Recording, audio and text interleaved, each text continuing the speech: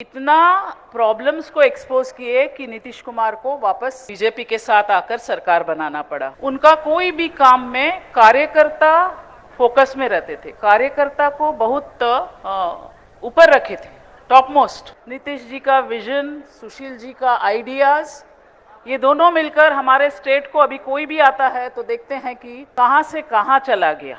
जब वो ऑपोजिशन में चले गए तो हम देखे कि ये और जोर से काम कर रहे हैं, किस तरह से ऑपोजिशन को एक्सपोज कर कर पार्टी को आगे करे। काम करते थे ज्यादा, हम क्या वर्ड यूज करें, पीपल सेंट्रिक। इनका कोई भी काम पीपल सेंट्रिक था, लोग उसमें सेंट्रल रोल लेते थे। नीतीश जी के साथ उनका तालमेल इतना अच्छा था। इन नौजवानों के पास जो आइडियाज है, जो सोच है, जो समझ है, कंप्यूटर्स है और इंटरनेट है, ये सारा चीज में वो आगे हमेशा रहते थे। नमस्कार, द इंडिया टॉप देख रहे हैं। मैं हूं आपके साथ बिरजू सिंह। पटना के श्री कृष्ण मेमोरियल हॉल में आज यानी सोमवार को दिवंगत नेता सुशील कुमार मोदी की जयंती के अवसर पर विशेष कार्यक्रम का आयोजन किया गया। जयंती समारोह में बिहार के मुख्यमंत्री नीतीश कुमार भी पहुंचे। मुख्यमंत्री नीतीश कुमार ने सुशील कुमार मोदी की तस्वीर पर पुष्प अर्पित कर उन्हें भावभीनी श्रद्धांजलि अर्पित किया।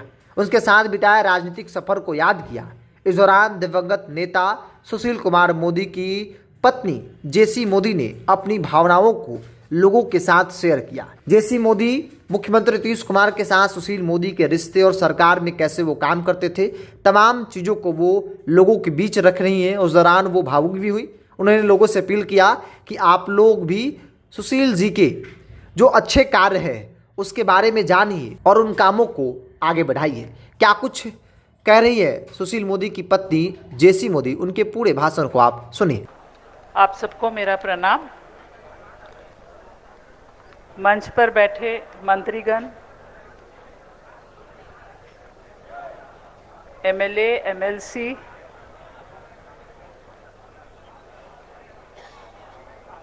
आप सब भाइयों बहनों मंच पर और ऑडियंस में, इस ठंड में आप लोग यहाँ इस कार्यक्रम को सेलिब्रेट करने आते हैं, इसका मैं धन्यवाद देती हूँ।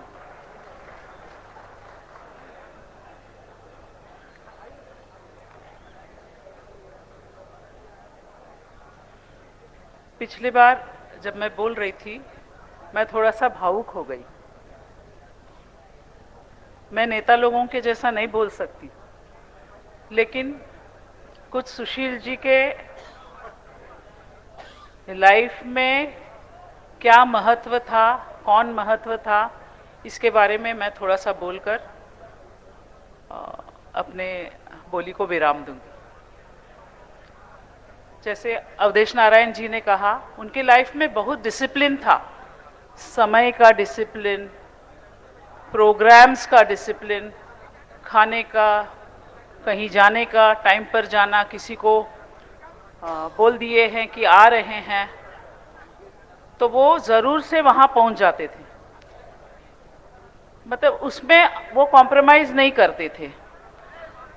उनका कोई भी काम में कार्यकर्ता फोकस में रहते थे, कार्यकर्ता को बहुत ऊपर रखे थे, टॉप मोस्ट। मंत्री, नेता, ये सब इम्पोर्टेंट थे, लेकिन कार्यकर्ता जो है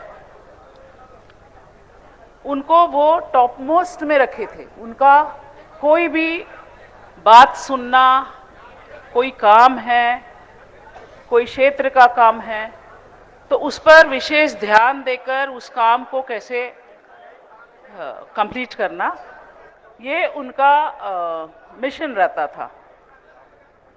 एक और आदत था उनको, लोगों की बात सुनते थे।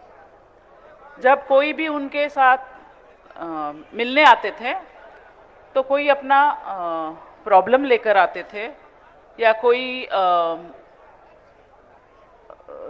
आइडियाज़ अपना लेकर आते थे कैसे, और वो सोचते थे कि पार्टी को कैसे हम मजबूत करें। लोगों का बात सुनते थे और उनका एक्सप्रेशन वैसे था कि काम होगा कि नहीं, जो बोलने आते थे सोचते थे होगा कि नहीं, लेकिन वो सारा चीज़ नोट कर कर उस काम के पीछे लग जाते थे। उनके जो असिस्टेंट्स थे, पीए थे, उन लोगों को 1 मिनट का भी बैठने का अनुमति नहीं था। ये लोग लगे रहते थे, फुल डे एंड नाइट वो लोग काम करते थे। और लोगों का जो इश्यूज है और लोगों को कैसे मतलब मदद करे, ये उनके मन के अंदर में प्रायोरिटी था। वो काम करते थे ज़्यादा, हम क्या वर्ड यूज़ करें, पीपल सेंट्रिक। इनका कोई भी काम पीपल सेंट्रिक था। लोग उसमें सेंट्रल रोल लेते थे। सरकार में वो थे ही, जब थे तो वो बहुत सिंसियरली काम करते थे। नीतीश जी के साथ उनका तालमेल इतना अच्छा था। नीतीश जी का विजन, सुशील जी का आइडियाज़, ये दोनों मिलकर हमारे स्टेट को अभी कोई भी आता है तो देखते हैं कि कहाँ से कहाँ चला गया। तो इनका आपस में एक बहुत ही अच्छा रिलेशन था। जब नीतीश जी चले गए दूसरे पार्टी में, या सरकार जब चेंज हो गया, तो हम देखें सुशील जी एक स्पीड में चलते थे जब साथ थे तब। अब जब वो ऑपोजिशन में चले गए तो हम देखें कि ये और जोर से काम कर रहे हैं, किस तरह से ऑपोजिशन को एक्सपोज कर कर पार्टी को आगे करे। तो इसमें ये he became the winner also. तो उन्होंने किसी तरह से इतना प्रॉब्लम्स को एक्सपोज किए कि नीतीश कुमार को वापस बीजेपी के साथ आकर सरकार बनाना पड़ा। तो इतना वो मतलब लगे रहते थे। ऐसे नहीं कि अब ऑपोजिशन में हो गया तो आराम से बैठे, गाड़ी सवारी सब एंजॉय करें, नहीं। वो लगे रहते थे कि हमारा प्रायोरिटी स्टेट है, और स्टेट जो है ये कैसे डेवलपमेंट, कैसे आगे बढ़े, यही उनके दिमाग में रहता था। बाकी उनको मालूम है घर परिवार सब हम जैसे जाएंगे पीछे पीछे तो चलेंगे ही, लेकिन स्टेट और स्टेट के लोग और स्टेट का जितना डेवलपमेंट, इंफ्रास्ट्रक्चर हो, हॉस्पिटल्स हो, एजुकेशन हो, सब में वो उनका इंटरेस्ट रहता था। कोई क्षेत्र ऐसे नहीं था उनका इंटरेस्ट का नहीं है। उतना ही नौजवानों से वो खूब इन्फ्लुएंस होते थे, क्योंकि इन नौजवानों के पास जो आइडियाज़ है, जो सोच है, जो समझ है, कंप्यूटर्स है और इंटरनेट है, ये सारा चीज़ में वो आगे हमेशा रहते थे। वो अभी है नहीं, जल्दी चले गए।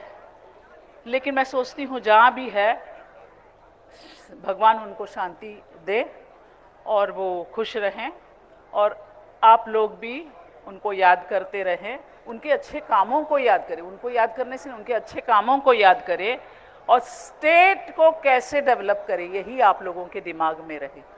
बहुत धन्यवाद।